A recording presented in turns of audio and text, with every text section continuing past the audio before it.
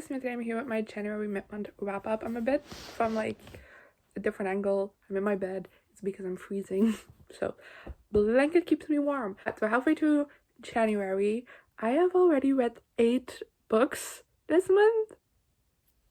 Tell me how that happened, because I don't know. I've been reading a whole lot. I do kind of put the blame on one thing though, is I got an iPad this month and I'm using it exclusively for reading right now. In the future I might also use it for like class note taking or something, but right now it's used exclusively for reading instead of like using my phone, which has more distractions on it, obviously. So that has been helping me with my reading a lot, but I also read quite a stack of physical books, so you know, I can't complain at all. So let's just get into this and discuss the 8 books that I read in January so far. My first book of the year was The Inheritance Games by Jennifer Lynn Barnes, which I gave 4 out of 5 stars. And in this one we follow Avery, who is pretty poor and has always lived a pretty hasn't always had money with her mom, who was a single mom, and then her mom passed away and she discovered that she had like a half sister on her father's side, and then she moved in with the half sister. So her life hasn't been lucky, and then one day randomly she gets flown out because she is in this random guy's will and he just passed away, and she's expecting to only receive like a small amount of the inheritance, maybe because like he knew her mother or something, and just trying to help out. But turns out that she's actually getting almost everything, including the house that his entire family live in, and now it's basically just she has to the only catch for this inheritance is that she has to live in the house together with the family for a year before she gets like the entire inheritance. And then also we have this element to it where each family member has received like a letter alongside with the will reading, and all of this guy's grandsons have basically received this letter and have like this clue in it that's supposed to like start up like a sort of game where they basically just like find out why she was chosen. And yeah, I explained that terribly. I'm sorry. I'm getting in the groove of filming. But I always want to start off my year with a bang, so I kind of took all the books I had out from the library and read like the first chapter of them. I did that on my TikTok, which I feel weird promoting, but I've been posting steadily for the past month or so I feel okay about that. I'll have to add it in the description so you can go check it out if you want to. But I did like to try a chapter for each book to kind of try at least pick a book that might be a hit, and so I ended up picking this one from the try chapter tag, and honestly it was a hit. Like I said, 4 out of 5 stars. It wasn't perfect, but it is a great way to start off the year, especially because I've seen a lot of people starting out the year with like 2 stars. I'm glad that wasn't me, but I really like this book. The reason why I ended up picking it based on like the first chapter, because it is like a very short chapter. It's only like 4 pages long. I picked it because Avery was immediately like a character I was drawn to. I really liked her attitude, and that definitely continued throughout the book. I like reading like rich people drama books, and this definitely fell into the category, but this also had like an outsider perspective with Avery because she isn't rich, she doesn't belong to this family, and I really liked having that perspective into this world as well and seeing her like get used to everything.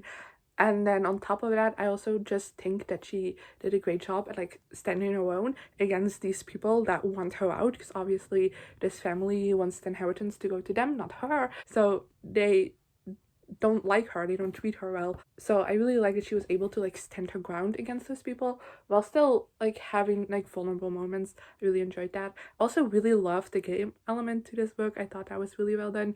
I loved the whole family aspect to this, because we mainly follow this is all through Avery's perspective, but we do kind of interact a whole lot with the grandchildren who are all like around her age. So we mainly see the like grandfather, like the guy that she inherited does all of this from like their perspective, but we also see like little glimpses of how his children interacted with him as well. And I really liked seeing how all of them had such a different relationship with this one person, and how like they were all differently affected by him. And also just like overall the family dynamics in this family were very interesting because they are a bit dysfunctional. So that's just elements that I really loved in this book. The only thing I could have done without is the love triangle. I don't necessarily want to say the romance, because I feel like if we focused on only one love interest, I feel like it could be like a decent setup, because eventually like nothing really happens in this book romantically. So I feel like we could have had a decent setup for the romance in this one if we focus on one love interest, but instead we've got two, and neither one was set up well. And I don't really feel the chemistry with either of them that well. So yes, maybe that will change in the second book, which I'm very excited to read, because this one ended on a bit of a cliffhanger. Then I read Fortune Favors to Duke by Kristin Vayden, which I gave 2 out of 5 stars since I got it from Nagali. This one follows this one, my memory of this one isn't as good, but in this one we basically follow this guy who is the second son, and he's a professor, and he never really expected to like gain a title because, you know, he's the second son, and he has a good relationship with his brother. And then on his bachelor night, the brother ends up getting into an accident and dying, and like his whole friend group dies. And now our main character is like suddenly like our main male character gets thrown into the title and doesn't really know what to do with it, because like I said, he never expected to get it. And then we also follow the woman that the brother that died was supposed to get married to. And basically it's 6 months later, and she goes back into the marriage market, get back into society to try and find a new husband, and she ends up connecting really well with our male main character, and they build up a friendship that eventually turns into a romance, obviously because it's a historical romance novel. And yeah, that was a shit explanation because I barely remember this book, which is why I feel like a 3-star for this is very fitting. It was very average, very middle of the road, didn't really do anything that had left a negative impression on me, but also not a positive one. So yeah, I did quite like these characters, because like I said, our male main character was a professor, and then our female main character is like very much into business, and she's very business savvy, and we did get like bits of that, and I thought that was very interesting to see the characters. I do think that our 2 main characters did have great chemistry, and I like that, but I didn't really connect to this book. It didn't really do much for me. And then there was like this big conflict, I guess, twist towards the ending that I didn't really like, and it was resolved very quickly, so it also just felt unnecessary. So yeah. Then moving on, we have You'll Be the Death of Me by Karen McManus, which I gave 2 out of 5 stars. This one is a YA mystery in which we follow 3 students, Ivy, Mateo, and Kel, who used to be best friends in middle school. After they just randomly went out and did school one day, they were inseparable for the rest of middle school, and then they just like drifted apart once high school started, and now they're all in their senior year of high school, and they're both just having a rough time. Like all 3 of them are just having a rough time with life, I guess, and they decide to have another ditch day together. And in this ditch day, they come across this guy who is also ditching from the high school, and he ends up dead, and they end up finding the body before the police does, and like seconds before the police does, so they have to like win out, and they all kind of have like connections with him, so they need to basically figure out this murder because they could easily be implied in it. This was one of my most anticipated books of the second half of the year, especially because throughout the middle of 2021 I read like everything Kevin McManus has written, so then this one of course became like my most anticipated book of the rest of the year. I'm a bit disappointed by it, not because it's a bad book. I really like these characters. Something I've had with Kevin McManus is that often like characters don't really feel that distinguishable, especially if there's like multiple perspectives. I sometimes have a hard time like grasping on which perspective we're in. Didn't have that problem with this book at all.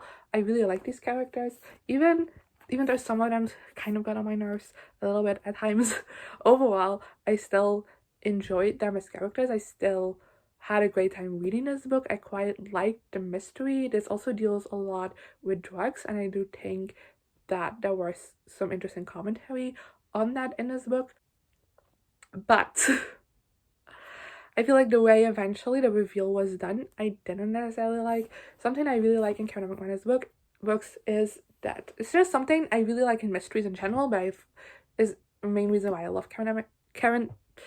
Her name is too difficult for me to pronounce, but something I love in mysteries but Karen McManus does really well, which is why I really like her books, is just that moment where things are getting revealed and like you feel the puzzle pieces like click together in your brain. I love that.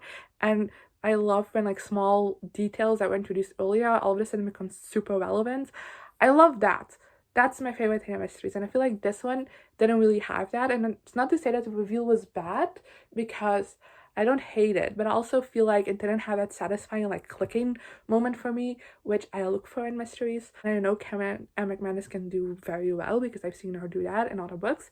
So that's just something that made me a little bit disappointed with this book, as well as with the fact that I feel like, again, something that's very prominent in Karen McManus books is characters that go out and to investigate mysteries because either like they are like involved with it, and like in this book, or because they're just very interested in it.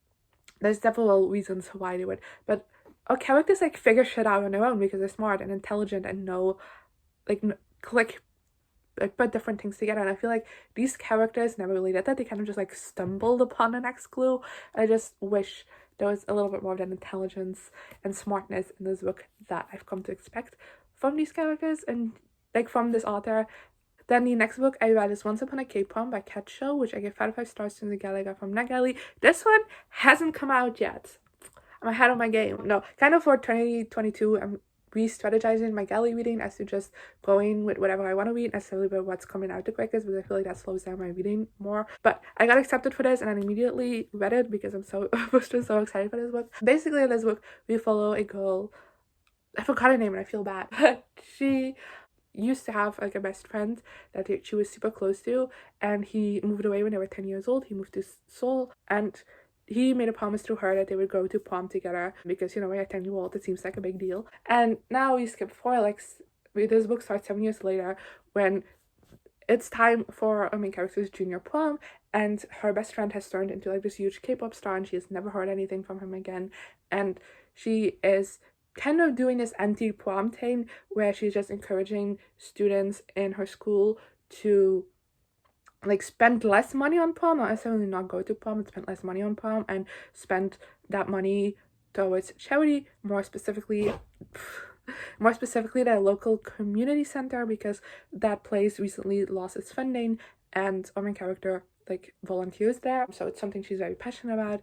And then one day randomly her best friend from back in the day shows up at her doorstep with a camera, even though she hates being in front of a camera and he knows that, and it's like, we're going to prom together. And she's immediately like, no, I know nothing about you anymore, like you know nothing about me anymore, like I feel like you're putting up a front, this is not the person I know, I'm not even interested in going to prom really, so and he just puts in the effort to like find her trust and friendship, and it's a very cute romance and I really love this.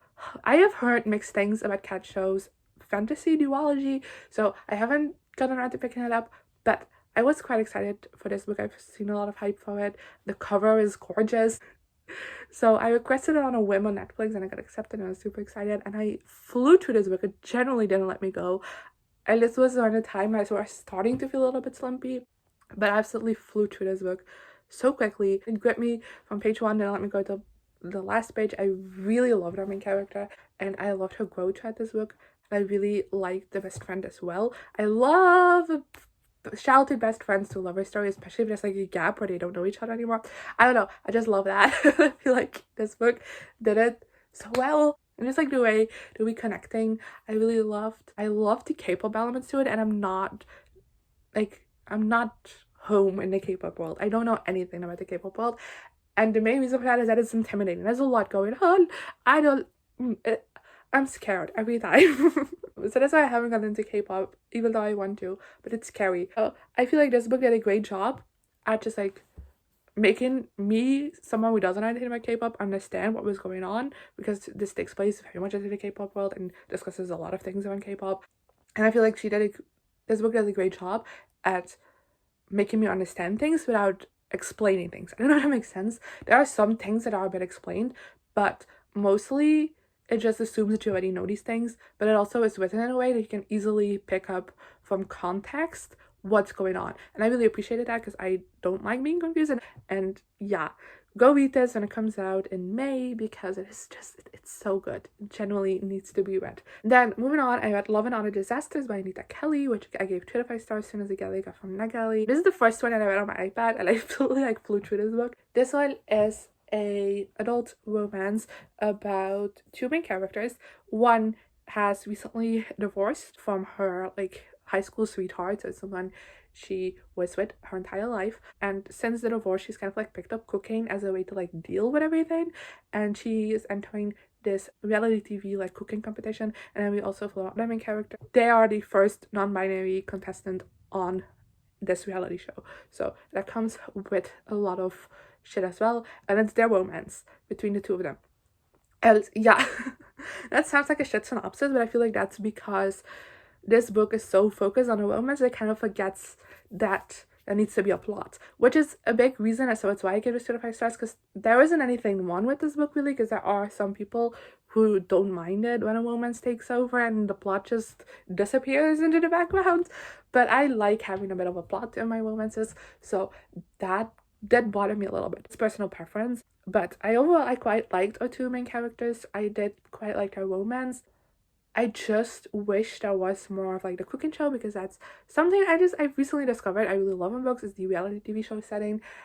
And this one started off with that, but then once like the romance actually got going, our 2 main characters just got so wrapped up in each other that we just kind of like forgot about the cooking show, which made me more disappointed about the lack of cooking show in this book, because it showed in the beginning that it could do it in a very fun and good way, and I just wish there was a little bit more of that. I also wish we got a little bit more of the side characters. Normally that wouldn't bother me super. I do prefer a well-rounded cast of characters, but I don't mind if side characters aren't as present, but I feel like every time someone was eliminated from the show, or 2 main characters, I'm like, oh my god, I'm gonna miss them so much. They were my everything. I'm like, this is the first time I've seen their name. Like, no, I don't buy this emotion. Then moving on to Inferno by Julie Kagawa, which I gave 2 out of 5 stars. This is the final book in a Talent series. I'm finally done. Yes. Basically, if you don't know, this is the first video you've seen of me, because I've been talking about this series for months. The Talent series follows Ember, who is a dragon, but she's special because she has a twin brother. That isn't a typical thing dragons have, like twins. It's not common. She had a twin brother, and in the beginning of the first book, I sent to the small beach town to basically kind of like learn how to be human and live among humans as part of their education. And then we also follow Carrot, who is a dragon hunter, and he has been sent to the same town because his like society company, I don't know, but his overheads have learned that there are going to be dragons in his town, so he is sent out there with one of his fellow soldiers, dragon hunters, to track down who it is. And then we also follow Riley, who is a woke. He is that basically means he has been separated from the big dragon society, which is called Talon, which is where the name from the series comes from and the first book. But he has like run away from it, I guess, and has been trying to get other dragons to also go away from it because the society is kind of corrupt. And yeah, that's the setup for the first book. This is the last one. Book 5. I'm so glad I'm done with the series generally, and I feel like this is one of the better books in the series, yet I still give it 2 to 5 stars because I feel like my experience with the rest of the series just kept me from enjoying this one, because this one is very action-packed. A lot of shit happens in this. It's a finale, of course, and even though I feel like everything that happened in this, except one thing, was very predictable, I still kind of overall quite liked the direction this book took the series in. And also, we're finally done with romance drama. Thank the heavens. I mean, there are still romantic subplots in this, but it's no more like, I want to be with him, but I can't, or who do I pick? that isn't the case anymore in this book, and I appreciate it so much. Oh, that was so painful to read in all of the other books. I also feel like the characters weren't as annoying in this one as in the rest of the series. So this should have been like at least a 3-star. But I've gotten to such a point where just I don't care anymore. These characters, I have no connection to them because I don't like them. Even though they weren't as annoying in this book as they have been in previous books, it wasn't enough to make me invested in them, and I also just don't really care about the world of this anymore, because even though I also didn't really like book one, I remember saying that I generally really loved the world and was very intrigued by it, and I wanted to learn more, which is why I kept reading. But we've gotten to a point where so many decisions were made in the story that I didn't like, that I feel like just certain things that make me less connected to this world and just like the story, and therefore also I just like didn't really give a shit about what's happening in this book. Let's move on to a book I did like, and that's Rick by Alex Gino, which I gave 5 out of 5 stars. This one is a middle grade novel following Rick, and this actually takes place a couple of years after George, which I didn't know, because these are both marketed as like standalones, but they take place in the same universe. And I feel like you can read this one without reading George, because this recaps George very well. But if you want to read George, read that one first, because this one heavily spoils it.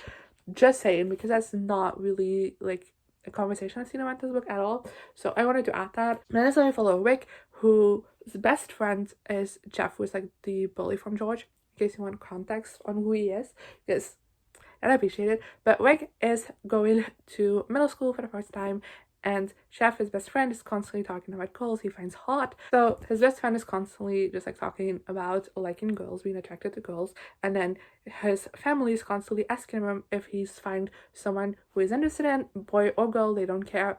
But Rick is kind of like, I don't get it. Like, feelings, what are they? I don't understand. Do not compute. And then he ends up going to I think it's the Rainbow Spectrum Club, it's called. I constantly forget the name of this club, but it's basically like a gay straight alliance club. It's called Rainbow Spectrum Club, and he decides to go, and he just learns the terms asexual and aromantic and starts to kind of like figure out what those mean for him, and if, you know, doesn't it's hard to explain, because it's not like by the end of the book he's like, yes, I'm asexual. He's like, I could be asexual, I could be not, I'm still young and I'm still learning things, and that's all I do. And I really like that, how this was a book about finding yourself, but also like making it all right to like not know, I really like that, how by the end Rick just knows like this is a possibility. It also is not, and it's okay if things change, and I really love that. I feel like a lot of like coming of age queer books are like that are about finding yourself. By the end of the book, like things are set in stone, and I really like how this book acknowledges that sexuality is fluid and things can change, and I really love that. I also loved the sense of community in this book that Rick gains through the Rainbow Spectrum Club, because there's a lot of discussions around different queer topics, which is why I think this is a great book to introduce into a middle grade audience, because I feel like it does a great job at just like explaining several things. And I really like how that was done, but also it is like a big friend group, and I really loved just like that sense of community that Rick found there, because before joining this club, Rick's only friend was Jeff, which is why he put up with his meanness for so long, his bullying, because Rick was like, he's nice to me, I don't really get why I would stop being friends with him, because he's my only friend.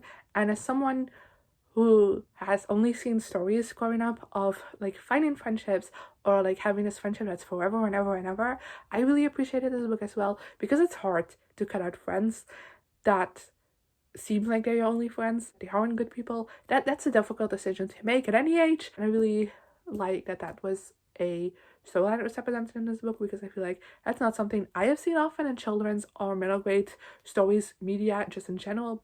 So I really like this. This is generally just like a book I just want to travel back in time and then give to my younger self, because I feel like it would have helped so much. Last book of the day was another one I absolutely adored, and that's Iron Widow by Xiran Jay Zhao. I'm so sorry I mispronounced that. In general, I'm so sorry, because she seems like the coolest person. I gave this 5 stars. I received it together with some Nagali. This one is another one that's hard to explain, but it's a YA sci-fi novel. This world, we basically have like these pilots, I guess, but it is like these, they're not ships, but these things need to be powered by both a man and a woman, or like a male and a female, because often they're underage, but need to be controlled by a girl and a boy. But it's kind of in a way where girls often end up like dying in battle because that's what they're for. And well, the guys survive. And also this is complicated to explain, but if you read the book it makes sense. But these girls also like concubines to these pilots, and our main character's sister, basically in this world for a girl you basically have two purposes: either you're like become a concubine, or either you get married to like a rich person. You know how it is in misogynistic societies. But her sister became a concubine and died before she even like got into one of these ships. So even though it isn't official, it's kind of obvious that the guy pilot like killed her before anything could happen. And our female main character wants to get revenge on this guy, so she also signs up to be concubine for him in like an attempt to also murder him. And yeah, I'm gonna leave you with that because I feel like that's the best. I'm sorry if I explained this terribly, because like I said before, explaining it is difficult, but reading it, everything makes sense. There was never like a moment where I was confused with like the world building. It was very well done. But sometimes when I have to explain it myself, it just like doesn't come out right. That's one of those cases. But I generally really love this book. I'm gonna have a hard time discussing this with you without spoilers because I want to gush about everything in this book. But basically, I love our main character. She was fantastic. She is like a very stubborn main character, which I typically don't like, but I feel like this character was just like very well motivated, and I could really understand where she was coming from in this stubbornness. I also like the growth she went through, and how for like such a strong badass character, often growth means softening, which I really appreciated that in this book that wasn't the case. I also really loved our love interest in this one, is because this is a true love triangle that turns into a polyamorous relationship, which was fantastic. I really loved the love interest in this book. They were both very different characters that I felt like complemented each other really well and worked really well together, and also complemented our main character really well. I loved the whole relationship dynamic in this book. It's a very small aspect of this book, so don't worry if you're not that big of a romance person. It's generally very, very small. But it was so well done, and I just want to gush over it. I really loved this world. I thought it was so interesting. I also loved the storyline. I thought, again, that was so interesting. A thing I also really appreciated is that this isn't binary, because even though, yes, you only follow male and female main characters, it does acknowledge that something else exists, It does acknowledge that there's people who don't fall into that binary, and I really appreciate that, even if we don't get to see characters like that. Maybe in the future we will, because there is a sequel to this book that is coming out, and I'm so excited for it. So yeah, those are all the books I've read so far in January. I hope you enjoyed. Let me know in the comments below what you thought of these books if you've read them, as well as your thoughts on the books that you read so far this month. And I guess I'll see you guys next time. Good.